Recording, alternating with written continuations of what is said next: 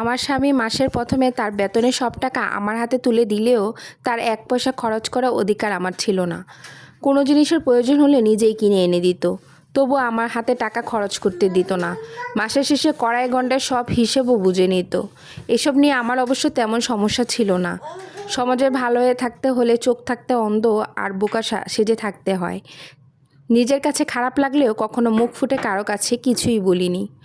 গতকাল আমার ভাই কল দিয়ে বলল, আপু 1,000 টাকা দিতে পারিস, কলেজে লাগবে।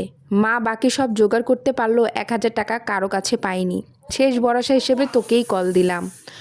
মধ্যবিত্ত পরিবারে যদি বাবা না থাকে আর কোনো নির্দিষ্ট উপার্জনের পথ না থাকে, তখনই অভাব কাকে বলে স্পষ্ট হয়ে ওঠে। বাড়িটা সবে সবে কলেজে ভর্তি হবে, কমপক্ষে 5,000 টাকা তো লাগবেই। সবই আমি বুঝতে পারি, কিন্তু কিছু করার উপায় নেই। আমার নিজের কাছে 500 টাকার মতো আছে, বেশ কয়েক মাস ধরে জমা পড়ে আছে ডায়েরির পাতার ভাঁজে। বাকি টাকাটাও কাছে চাওয়ার জন্য অন্য কোনো উপায় নেই। সকালে খাওয়ার সময় স্বামীকে বললাম, আমাকে 500 টাকা দিবে? এত টাকা দিয়ে তুমি কি করবে? আসলে ভাইয়ের ভর্তি হতে লাগবে, তুমি দিলে অনেক উপকার হতো। যে তোমার ভাইয়ের কলেজে ভর্তির টাকা আমার দেওয়া লাগবে কেন? মাসের শেষে 500 টাকা মানে বুঝো তুমি টাকা রোজগার করতে কেমন লাগে? তো তুমি ঘরে বসে বুঝবে কি করে আমার কাছে কোনো টাকা পয়সা নেই? মাসের শেষে যে হাতে টাকা থাকে না, এটা আমি বেশ ভালোই বুঝতে পারি।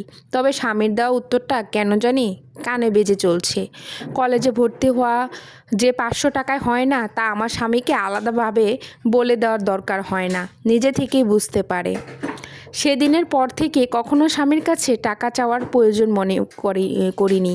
খুব বেশি প্রয়োজন হলো নিজের জন্য বা বাপের বাড়ির জন্য, কারোর জন্য কিছুই চাইনি। আমার স্বামী অবশ্য সেদিন অফিস থেকে ফেরার পথে কেজিখানেক গরুর গোস্ত আর পোলাও চাল এনে বলেছিল বিরিয়ানি রাঁধতে। অনেক দিন খাওয়া হয়নি, তার জন্য রান্না করেছিলাম ঠিকই, কিন্তু আমার গলা দিয়ে অমন সুস্বাদু খাবার নামেনি। পরের দিন আমার ভাই এসেছিল অনেক আশা করে। বিয়ের আগে কয়েকটা টিউশনি করতাম, তখন বোনের কাছে কিছু আবদার করলে না পাওয়া হয়নি, সেই ভরসা নিয়ে হয়তো এসেছিল। বুঝতে পারিনি তার বোন আজ আর অবিবাহিত নেই, তাদের পরিবারের সদস্য নেই। সমাজের মতো বিয়ের পর মেয়েদের স্বামীর সন্তানই সব। মা বাবা ভাই বোন নেহাত তার বাড়ির আত্মীয় মাত্র। যুগ যুগ ধরে চলে আসা এই নিয়মের বাইরে যাওয়ার অধিকার হয়তো কোনো মেয়েই নেই। কেউ কেউ অতিরিক্ত ভাগ্যবতী বলেই এই নিয়ম তাদের স্পর্শ করতে পারেনি, তাদের ব্যাপার হয়তো আলাদা। আপনার স্ত্রীকে কখনো তার মা বাবা তুলে গালি দিবেন না। একটা মেয়ে সব কিছু মেনে নিতে পারলেও শ্বশুরবাড়িতে তার বাবা মায়ের অসম্মান মেনে নিতে পারে না। তাই আপনার স্ত্রীও তার বাবা মাকে সম্মান করুন, আপনিও আপনার বাবা মার সম্মান পাবেন। এক আপুর জীবনের গল্প আপনাদের মাঝে তুলে ধরলাম। তাই তো স্বামীর উপর নির্ভর করে একজন স্ত্রী কেমন হবে। স্বামীর অবহেলে একটা ভালো মেয়েও খারাপ হয়ে যায়, আর স্বামীর ভালোবাসা যত্নে একটা খারাপ মেয়েও ভালো হয়ে ওঠে। তাই তো সবাই বলে একটা মেয়ের সবচাইতে মানসিক ডাক্তার তার স্বামী। ভালো লাগলে অন্যকে দেখার সুযোগ করে দিন। ততক্ষণ পর্যন্ত সবাই ভালো থাকবেন, সুস্থ থাকবেন। আবার নিত্য নতুন ভিডিও নিয়ে আবার হাজির হবো। আল্লাহ হাফেজ।